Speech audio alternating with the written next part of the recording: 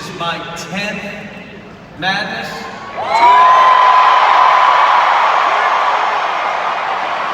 It seems like just yesterday I was walking out in front of the greatest fan base in the country. And I'll admit I was a little nervous because I knew the responsibility I was undertaking to sit in this seat and lead the greatest tradition in the history of college basketball. This stage and this court is the greatest of them all. You think about the coaches who have been in this seat: Coach Rupp, Coach Hall, Coach Tubby Smith, Coach Rick Pitino, and you think about all the players. You think about all the players who have put on this uniform. And I'll name a few: Dan Issel, Kenny Walker, Jack Givens, Jamal Mashburn, Cotton Nabb, Kyle Mason. How about Pat Riley? And on, and it's some heavy stuff. I just knew that in 2009, just as I know now, this is the greatest job in the country. Now, let me say this. It may feel like yesterday, but you take one look at me,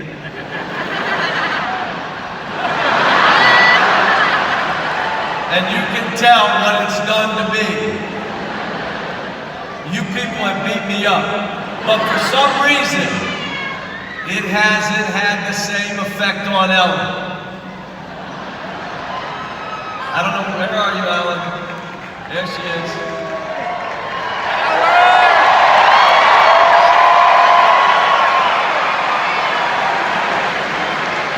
In recent days, I've been told a lot of stories about entering the 10th year of this job. How much longer will he go? How much does he have left in the tank? When will he retire? And I'll be honest with you, at one point I thought 10 years was enough for me. Coach Hall told me it's a 10-year job, and I believed him. But when I look at this team, when I look at this group, it makes me want to keep going. I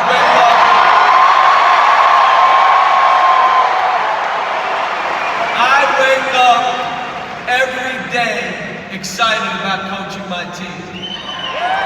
And I may look one age, but I can tell you, I feel like I'm 30 again coaching these guys.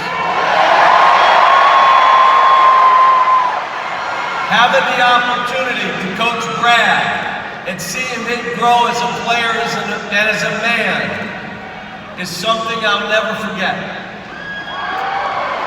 And I have to say, I love every one of these guys, but I do love him a little bit more. I'm excited about this team because every one of these guys has goals and aspirations beyond Kentucky. They're driven and wired to earn their opportunity. They all have a burning desire to win and be the best team in the country. They've accepted the challenge of playing here, and they've accepted the challenge of playing against each other.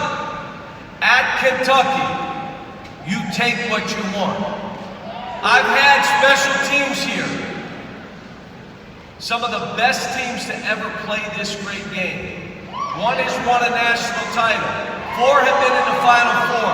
But they've all grown and developed over a small period of time. And they've all been special to me.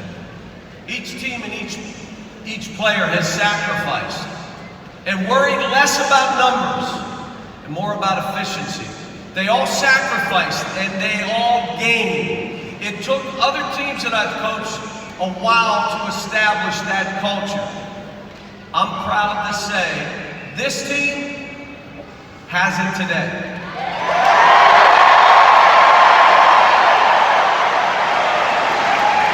The question becomes, how good do these guys want to be? And why settle for any ceiling as a team? Why settle for any ceiling as an individual player?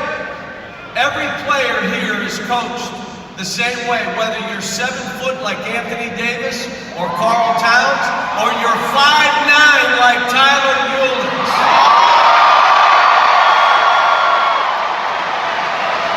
We've had players average less than 10 points and go in the lottery.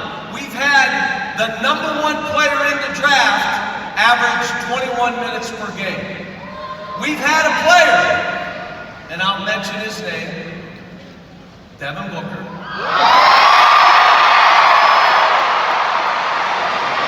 come off the bench and be a lottery pick, and not just a lottery pick. He scored 70 points in an NBA game.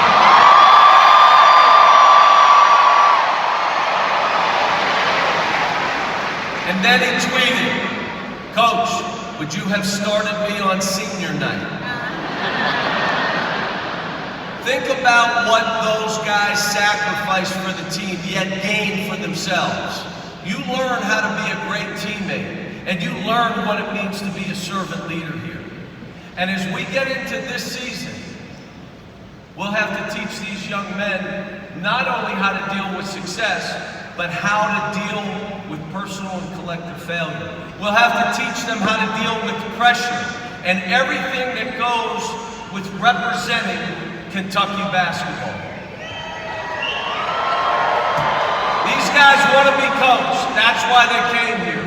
My job will be to keep them focused on progress and to stay in the moment so we can have fun as we go through the grind of this season. I respect these players, and I tell them that. I respect each individual on this team. One, they chose Kentucky, which is the hardest place to play basketball. No program has more scrutiny, and no program has a bigger following. There is no hiding here. Number two, they are held accountable. They are responsible for their own performance. They're going to be challenged by the coaching staff and each other daily. Three, for this to work, you have to be about your teammates more than yourself. And it takes a special player to take on this challenge, and each one of these players has.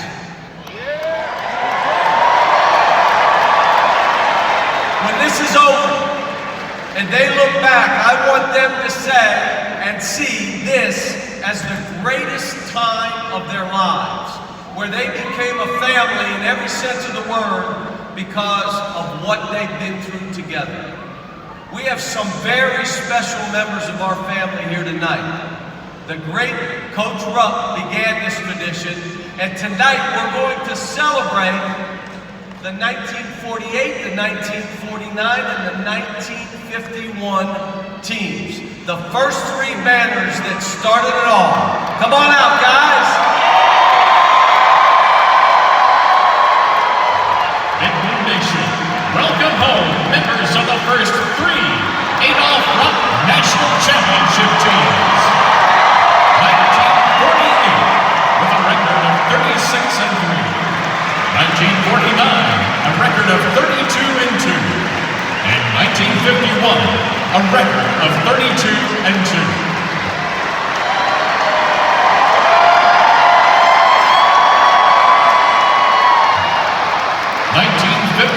National champion, Billy Evans. 1951 national champion, Gene Neff. 1951 national champion, Dwight Speedy Price. 1951 national champion, Cliff Hagan. 1951 national champion, Guy Strong. 1949 national champion, Joe B. Hall.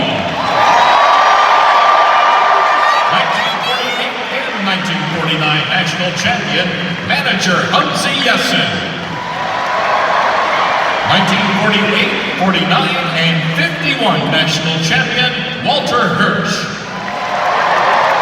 And our oldest living champion, 1948 and 1949 national champion, Dale Barnes. stable.